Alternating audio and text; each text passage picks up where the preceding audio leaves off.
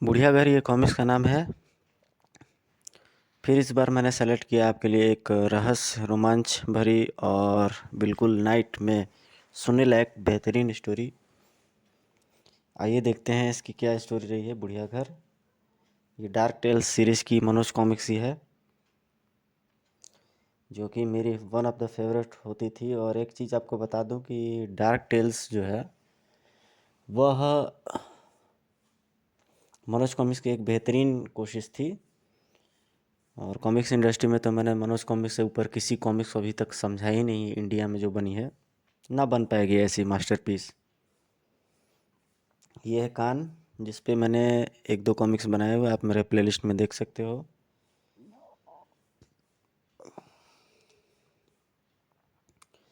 ये जो सामने आप फिगर देख रहे हो, ये चीज़ देखने के लिए दिमाग बरकरार रहता था कि अब कौन सा सेट आ रहा है, कौन सी कॉमिक्स आ रही है। पहले पेज पलटते ही ये फीलिंग, ऐसा ये एहसास होता था कि हाँ यार, अब ये कॉमिक्स आने वाली है। तो बेसब्री से इंतज़ार रहता था इस पेज का हमें। इसमें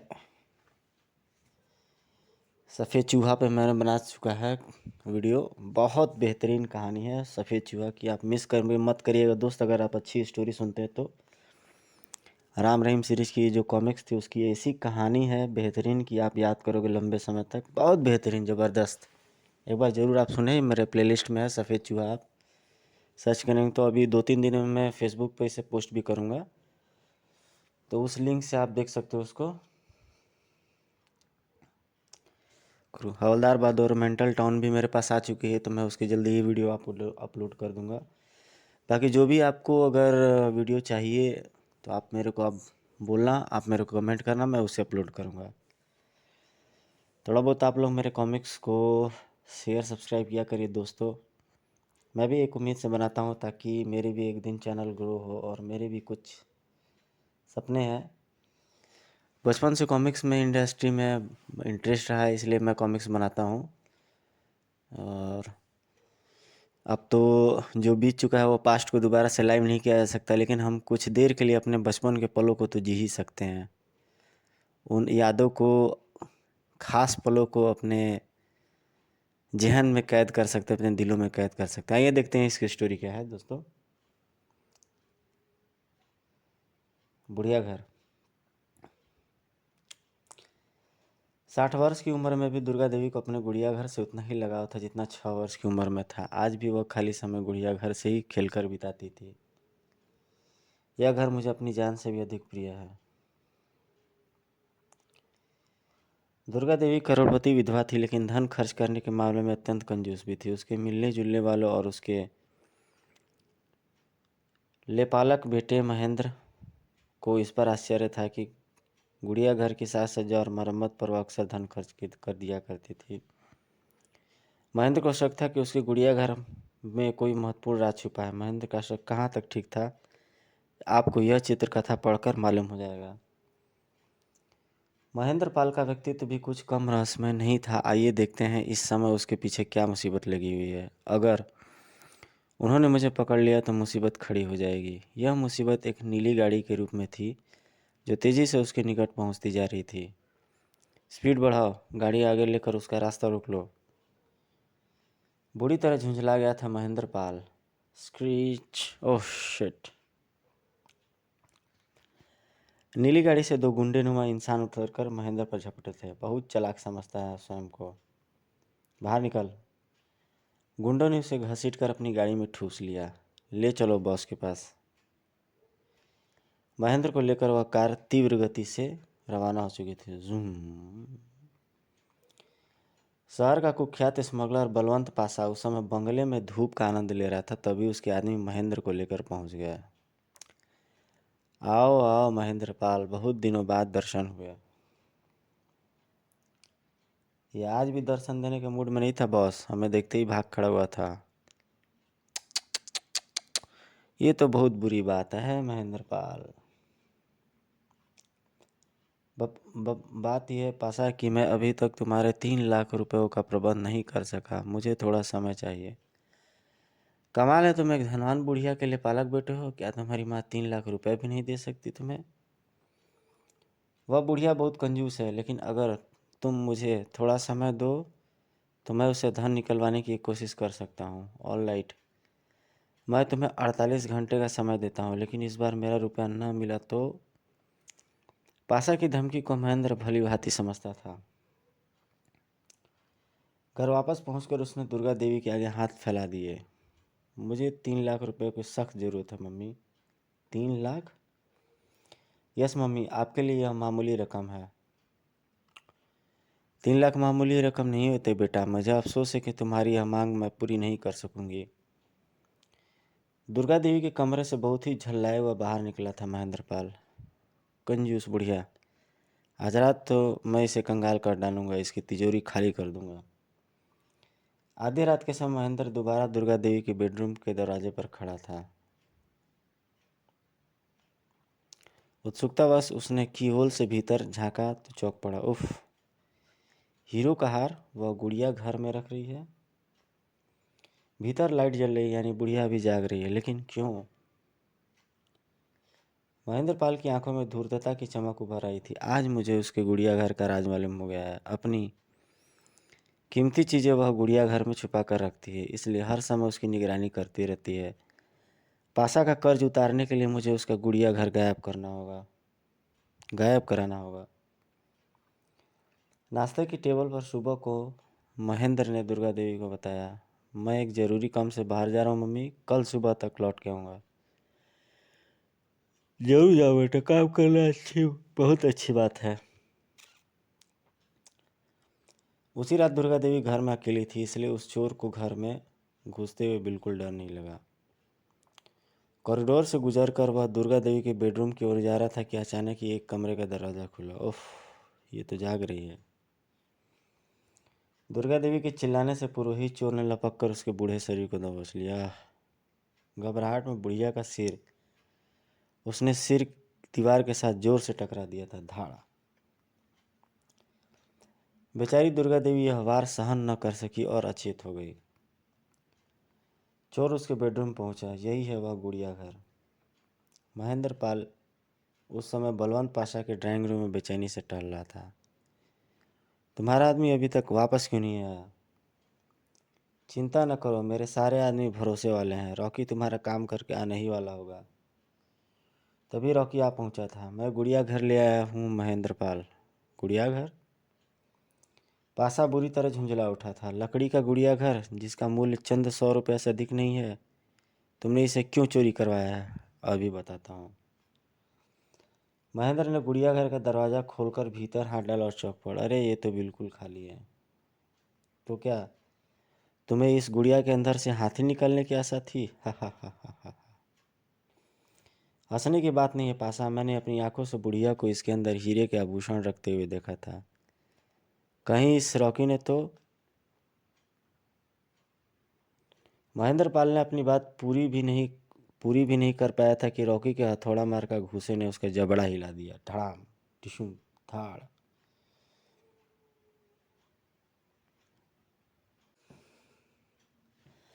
मुझे बेईमान कहा तूने? बॉस के लाखों रुपए संभालता हूँ मैं। अगर बेईमान होता तो कब का मारा जा चुका होता।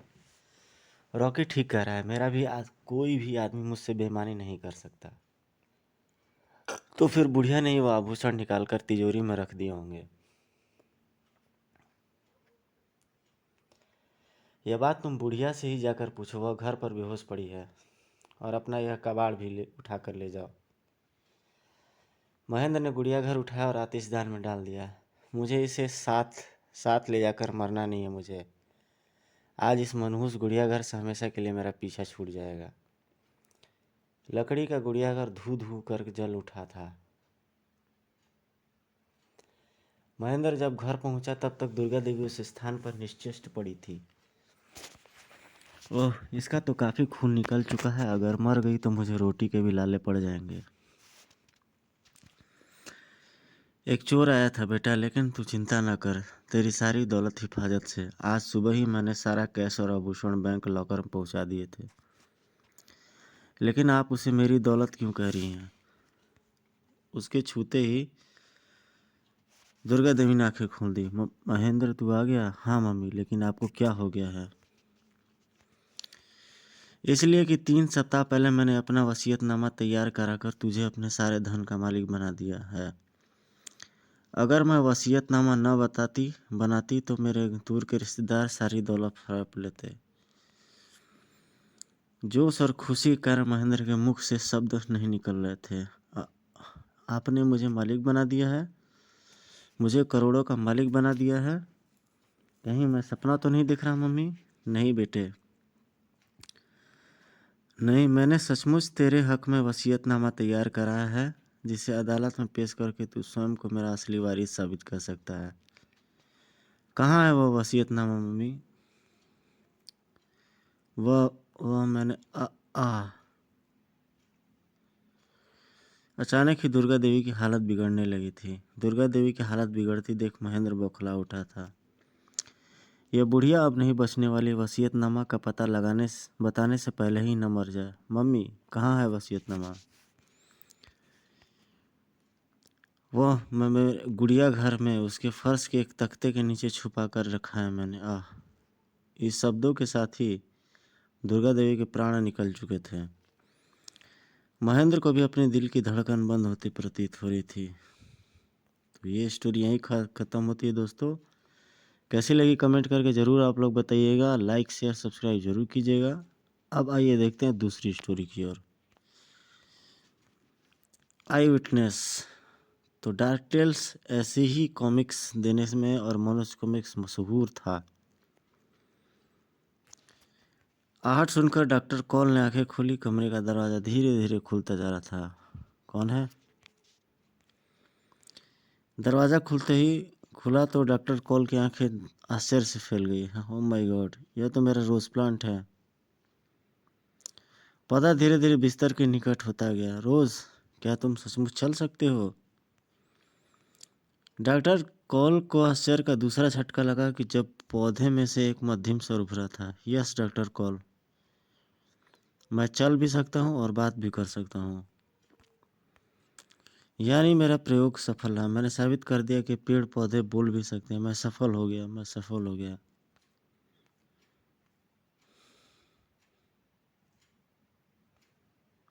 अगले पल डॉक्टर के कानों से एक कर्कश स्वर टकराया।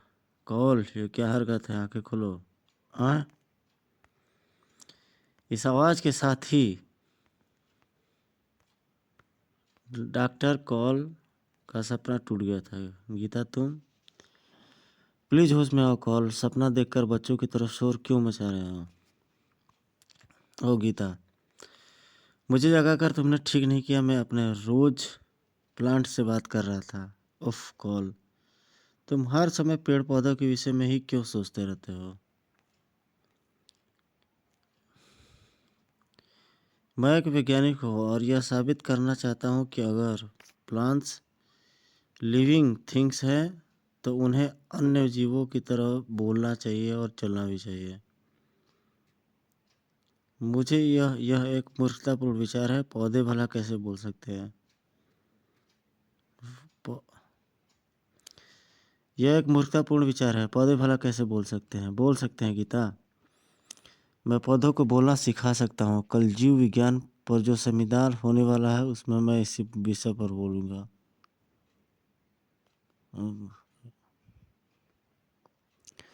अच्छा, तो तुम्हारे मन में जो है करो, लेकिन मुझे अब सोने दो।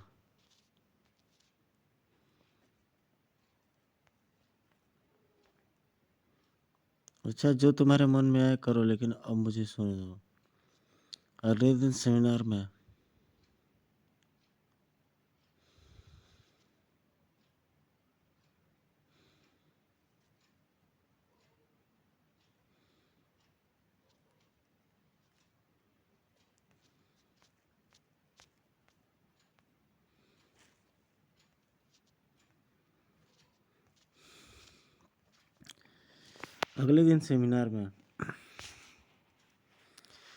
When plant can grow, it can eat, it can feel and breathe. तो वह बोल भी सकते हैं, मेरी और आपकी तरह बातें भी कर सकते हैं।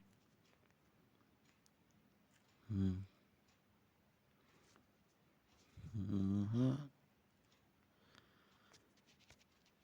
तुमको मैं बता देता हूँ, केवल सिर्फ स्टूडेंट्स का गुजारा है वहाँ पे।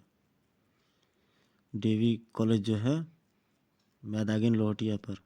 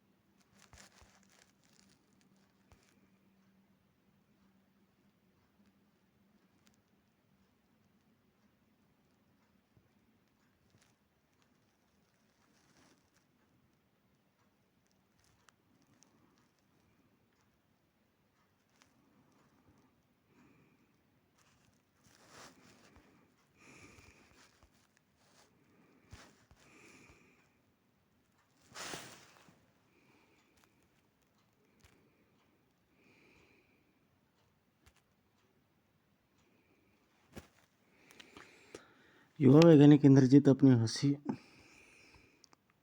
को नहीं रोक सका। हा हा हा। यह क्या कहना है doctor call? Behave your self. मैंने कोई जोक तो नहीं सुनाया। यह एक जोक ही तो है। पेड़ पौधे बोलने लगे तो इससे बड़ा चुटकुला क्या होगा। मेरे लॉन में खड़ा यह पेड़ मुझे पुकार कर कहेगा, इंद्रजीत डियर जरा मेरे लिए एक प्लेट बढ़िया खाना मंगा दोगे।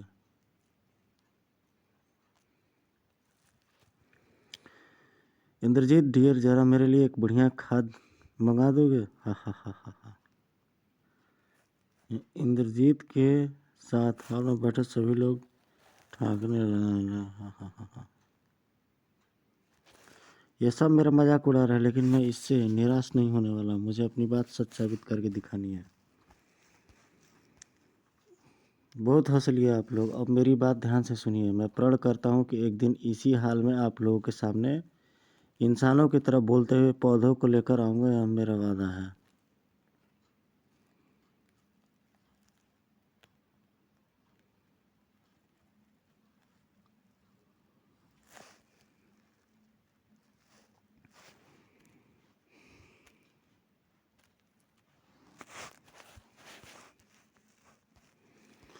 प्रयोगशाला के नीचे बने तहखाने में गुलाब के एक पौधे की विशेष रूप से परवरिश कर रहा था डॉक्टर।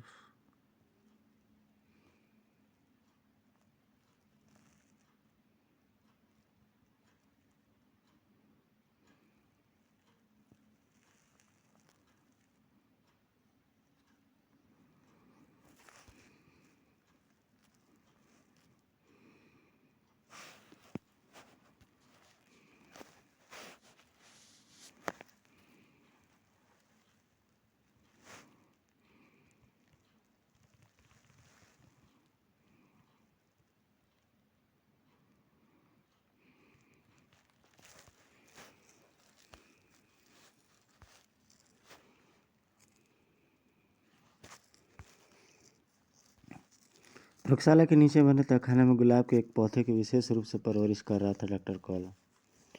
मुझे अपनी बात साबित करके दिखानी है। हर रोज की तरह आज भी उसने इस रोज प्लांट को कई इंजेक्शन लगाए। तुझे एक दिन बोलना ही होगा रोज। फिर वह रेडियो नुमा एक मशीन उठा लाया। उसके साथ बारीक तारों को पौधों के साथ अटैच कर किया। यह तार और इनसे जुड़ा एम्पलीफायर तेरी आवाज़ को मेरे कानों तक पहुंचाएगा। मुसीबत के साथ टेम्पोलिन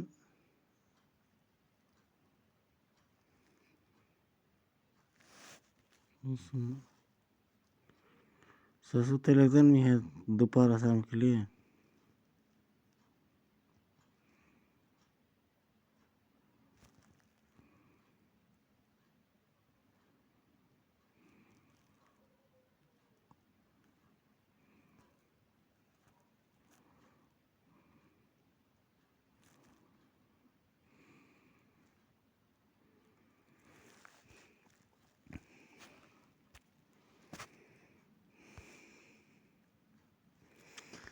मशीन के साथ साथ हैंड पंप भी अटैच था। हेलो रोज, क्या तुम मेरी आवाज़ सुन रहे हो? हेडफोन में कोई स्वर नहीं सुनाई दिया। कई घंटे तक प्रयास करने के बाद डॉक्टर कॉल ने हेडफोन कानों से उतारा। मैं निराश होने वाला नहीं हूँ, लेकिन अभी तेरी परवरिश में कुछ कमी है, तो मैं तुझे कुछ और परवरिश करवाऊँगा। तुझे रोटी मिलने पे मजबूर कर दूँगा।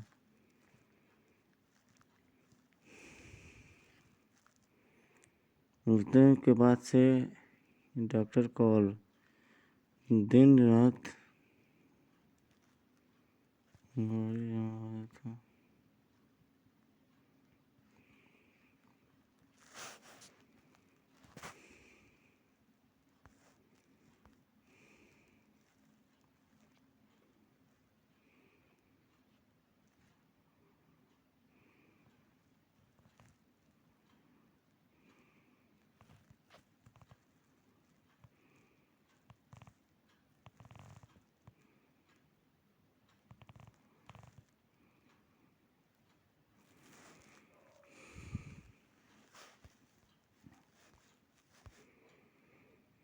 मशीन के साथ हेडफोन भी अटैच था। हेलो रोज, क्या तुम मेरी आवाज़ सुन रहे हो? हेडफोन में कोई स्वर सुनाई नहीं दिया। कई घंटे तक लगातार प्रयास करने के बाद भी डॉक्टर कॉल को हेडफोन कानों से उतारा। मैं निराश होने वाली नहीं हूँ रोज, अभी तेरी परवरिश में कुछ कमी है तेरे भाषा में।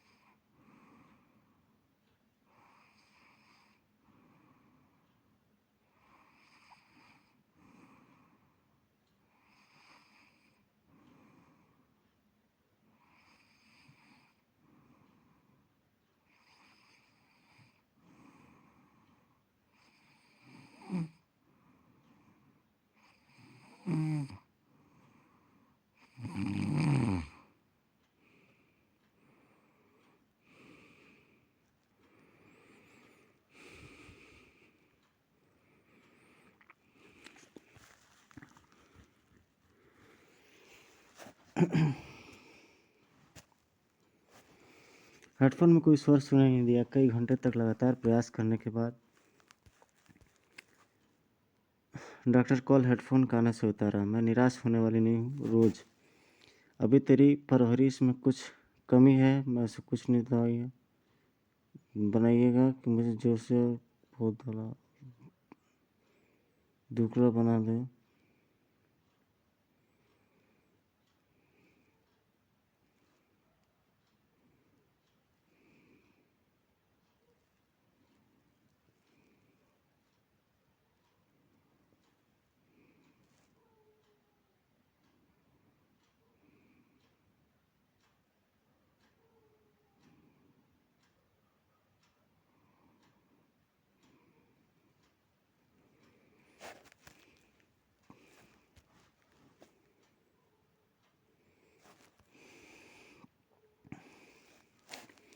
मैं निराश होने वाला नहीं हूँ रोज,